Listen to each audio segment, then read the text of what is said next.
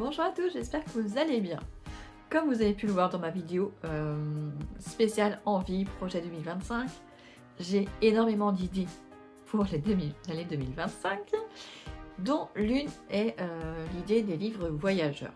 Donc c'est-à-dire que des livres dont je ne veux plus, que j'ai déjà lus ou que je n'ai plus du tout envie de... Enfin, soit des livres que j'ai déjà lus mais qui sont pas des coups de cœur, que j'ai pas forcément envie de conserver, soit des livres qui étaient dans ma pile à lire, mais finalement je n'ai plus envie de les lire, et du coup je préfère les faire partir en boîte à livres, parce qu'ils ne seront jamais lus par moi. Donc j'ai trié ma palle la semaine dernière, et du coup j'ai retiré 4 livres de ma palle. Vous allez voir, c'est totalement logique avec ce que je vous ai dit dans les vidéos précédentes. Et d'autres, c'est des livres que j'ai lus, soit je n'ai pas du tout aimé, soit j'ai aimé mais sans plus. En tout cas, je ne conserve vraiment que mes meilleures lectures. Et même dans mes meilleures lectures, au bout d'un moment, il y a des fois où je me dis, bah voilà, j'en ai trop, il faut que je fasse une sélection. Je vais en faire circuler certains, donc des fois je les vends sur Vinted. Mais là, j'ai plus envie de les déposer en boîte à livres. J'ai la chance dans mon nouveau village qu'il y ait une boîte à livres. Une grande, hein. Elle est très fournie. Quand j'ai regardé la dernière fois, il n'y en avait aucun qui m'intéressait, c'était vraiment des vieux livres.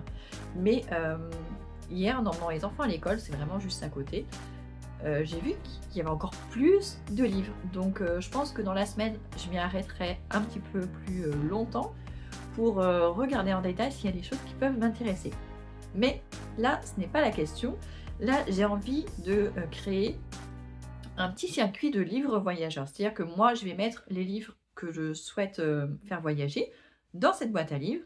À l'intérieur, je vais mettre un petit flyer qui dit qui je suis et comment me contacter. Parce que forcément, je vais mettre les livres. Si une personne prend le livre pour le lire, ce dont j'ai envie, c'est qu'elle me dise « Tiens, j'ai trouvé ce livre dans la boîte à livres, je t'envoie une photo du livre » et qu'elle me donne après son avis et qu'elle me dise si elle le remet en circulation dans la même boîte à livres ou dans une autre, ou si elle le garde et à ce moment-là, elle en met un autre à la place. Voilà, j'ai envie de voir comment vont circuler les livres, déjà s'ils vont être pris, si les gens vont jouer le jeu ou pas. Enfin voilà, c'est vraiment quelque chose qui m'intéresse, en plus de pouvoir partager avec des personnes qui sont peut-être dans mon environnement proche.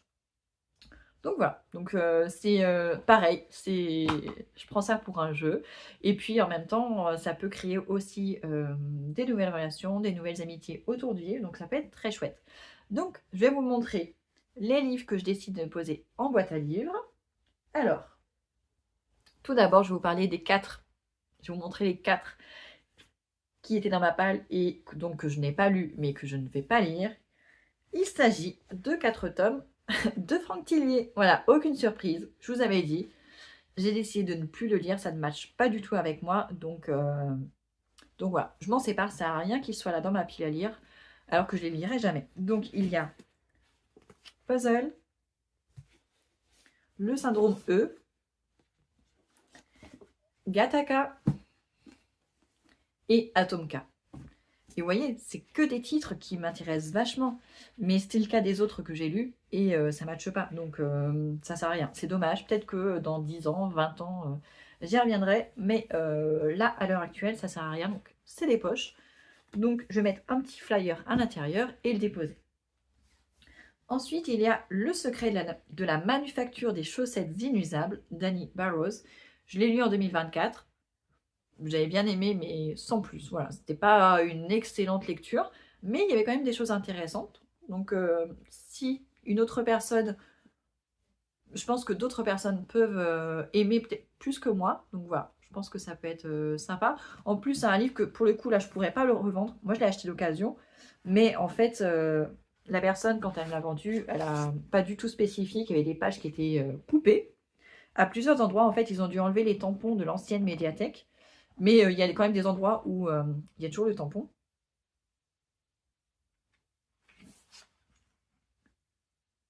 Voilà, donc je vous montre. Voilà, donc il y a quand même des pages où il y a encore le tampon. Et d'autres où voilà, la page est carrément découpée. Donc voilà, je ne me vois pas revendre un livre comme ça, même d'occasion. Ensuite, il y a 9 parfaits étrangers de Liane Moriarty. Pareil, j'avais bien aimé, mais sans plus. Ça valait pas les autres que j'avais lus de l'autrice, donc c'était une petite déception quand même. Donc voilà, je le dépose aussi. Je dépose aussi L'Impasse au secret de Claire Destrio. C'était un service de presse que j'ai lu cet automne. Cet automne, oui, je crois. Septembre ou octobre, quelque chose comme ça. J'avais bien aimé aussi. C'était très original. Mais voilà, je préfère le faire circuler et faire connaître l'autrice. En plus, c'est une autrice de la région, de la région toulousaine. Donc voilà, ça peut, si ça peut lui faire un petit peu de pub, bah, ça sera tant mieux. Ensuite, il y a Les Rivières pourpres de Jean-Christophe Granger. C'est ça, hein? Oui.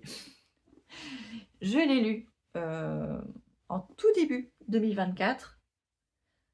J'avais bien aimé, mais je crois sans plus aussi. Ça, je trouvais que ça avait un petit peu mal vieilli. Donc voilà, je le dépose. Je pense que ça peut plaire à d'autres. Christian Signol, Les Amandiers fleurissent rouges. Alors oui, même si c'est un de mes auteurs chouchous, ce livre-là, j'ai moins aimé. Ça parle de la guerre civile espagnole, donc sous Franco. Donc c'est intéressant, mais voilà, c'était pas le meilleur que j'ai lu de lui, donc je préfère, pareil, qui circule. Et pareil, ça se passe aussi, une partie de l'histoire se passe dans la région, voilà, la région de Montauban et tout ça, donc je pense que ça peut intéresser aussi les gens. Ensuite, on a une mini accro du shopping de Sophie Kinsella. Celui-là, j'avais pas du tout aimé. Vraiment. Pourtant, Sophie Kinsella, je la lisais quand j'étais au lycée. Mais là, je peux plus. C'est le genre de livre que je peux plus lire à l'heure actuelle. Enfin, je l'ai lu quand même, hein, je suis allée jusqu'au bout parce que j'aime pas abandonner. Mais j'ai pas aimé. Ensuite, il y a Vostok de Laurent Kloetzer qui était, comment on dit? C'était la science-fiction. Et je crois que c'était futuriste. Je crois que ça se passe dans le futur, si je ne me trompe pas. Ouais. Ça se passe en Antarctique, je crois. Ouais, Antarctique. 1957 et après...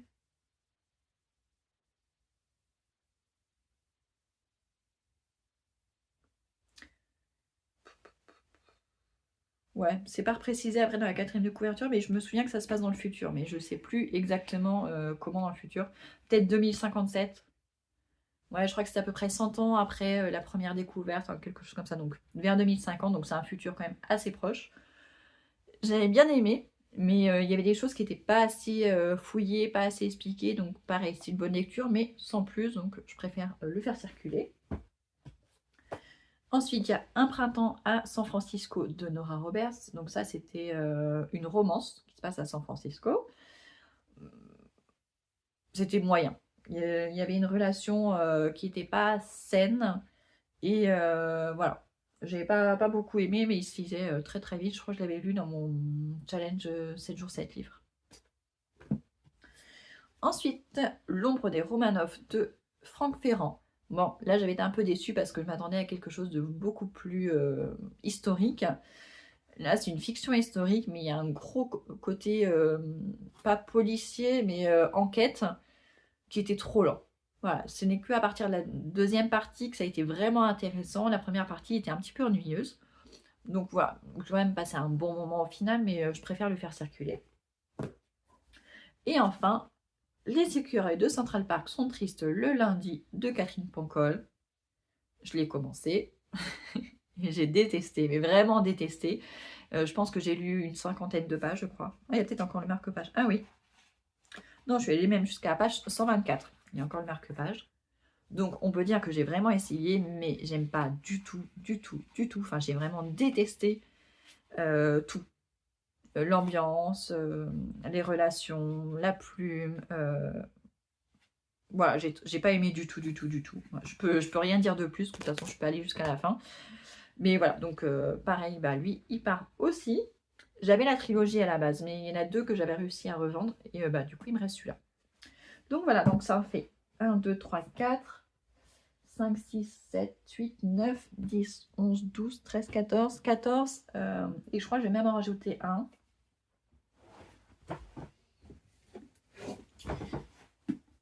Comme ça fait un nombre presque rond, 15, j'aime bien. On va en déposer un 15e, La fabrique du crétin digital de Michel Desmurger, qui est un essai. C'était un thème qui m'intéressait énormément. Mais dans le livre, j'ai rien appris. J'ai rien appris de plus parce que j'avais tellement regardé ses conférences et ses interviews qui étaient beaucoup plus intéressantes que le livre. Parce que le livre, en fait, la manière dont il est écrit est vraiment pas simple et vraiment pas pédagogique, on va dire. Il passe beaucoup de temps à se plaindre, mais en fait, dans ce livre-là, il fait beaucoup de constatations, mais c'est un peu stérile, je trouve. Et après, il en a écrit un autre qui s'appelle Faites-les lire. Pareil, j'ai vu des conférences et tout ça. Et du coup, il donne plus des pistes pour lutter contre ça. Mais voilà, celui-ci, bon, je l'ai lu, j'ai pris des notes et tout ça, mais ça ne mérite pas finalement que je le conserve. Donc je vais le mettre aussi. Et du coup, bah, ça fera 15, un joli nombre.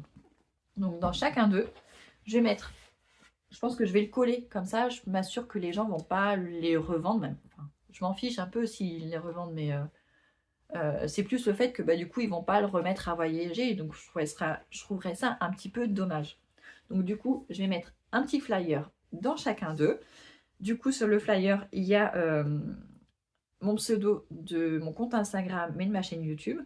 Bon, ma chaîne YouTube, je pense pas que ce soit le meilleur moyen parce que il n'y a pas un onglet où on peut m'envoyer un message, alors que sur Instagram, on peut envoyer des messages privés et tout ça, donc je trouve que c'est plus simple. Après, je sais pas si les gens sont s'il y a vraiment beaucoup de gens inscrits sur Instagram. Ici, j'ai l'impression qu'ils sont plus sur Facebook. Donc je sais pas, on verra bien. Mais en même temps, moi, mon compte Facebook, c'est un compte privé. Il y a mon vrai nom. Donc, et j'ai voulu le changer, je n'arrive pas à le changer. Donc pour l'instant, on va laisser comme ça. Donc il y a mon pseudo Instagram. Donc comme ça, les personnes bah, pourront me dire où est-ce que. Enfin, s'ils ont trouvé un livre et tout ça.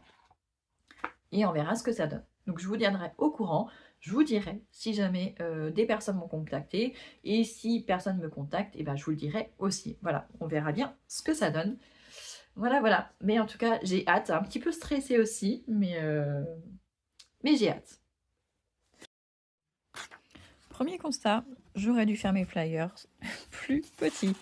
Parce que là, en fait, ils ne rentrent pas même avec les grands formats. J'ai les pliés et du coup, bah, je trouve que ça fait moins bien.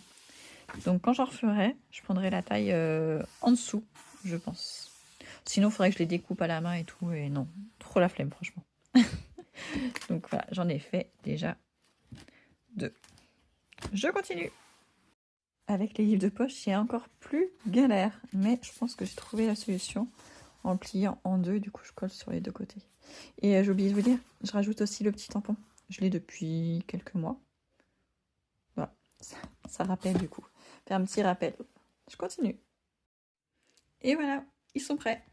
J'ai même fait la petite photo pour Instagram. Je ne sais pas encore quand est-ce que j'en parlerai. Il faut que je trouve le temps de faire le post. Donc voilà, ils sont prêts. Les 15 petits livres voyageurs. Je ne sais pas encore quand est-ce que je les déposerai. Mais bah, j'essaierai de vous le montrer au moment où je les déposerai. Comme ça, vous verrez en même temps la boîte à livres. À bientôt.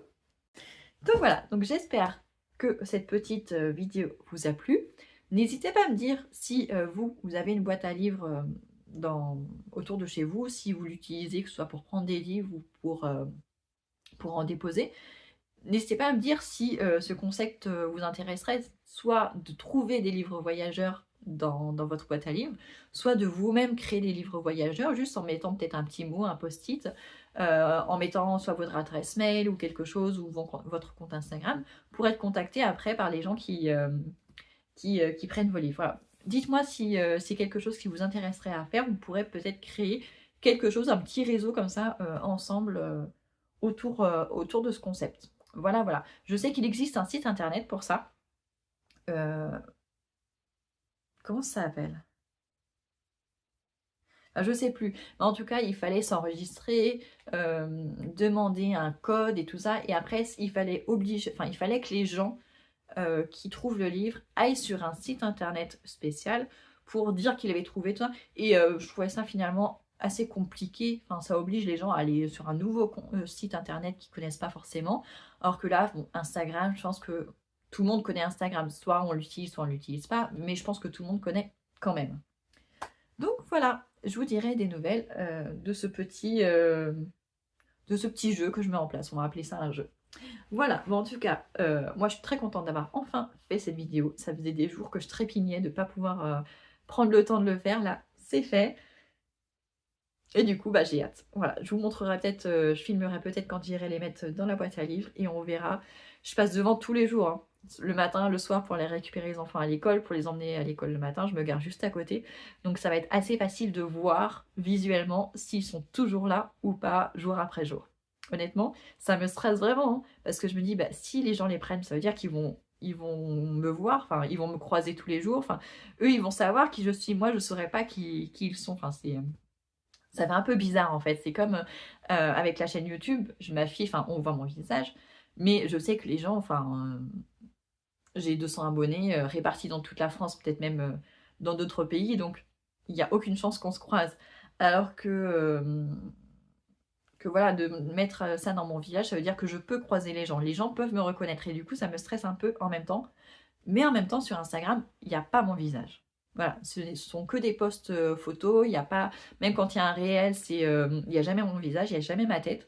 Donc c'est aussi pour ça un petit peu que j'oriente vers le compte Instagram. Voilà, bon, j'arrête de discuter et on se retrouve très bientôt pour parler de mes nouvelles lectures.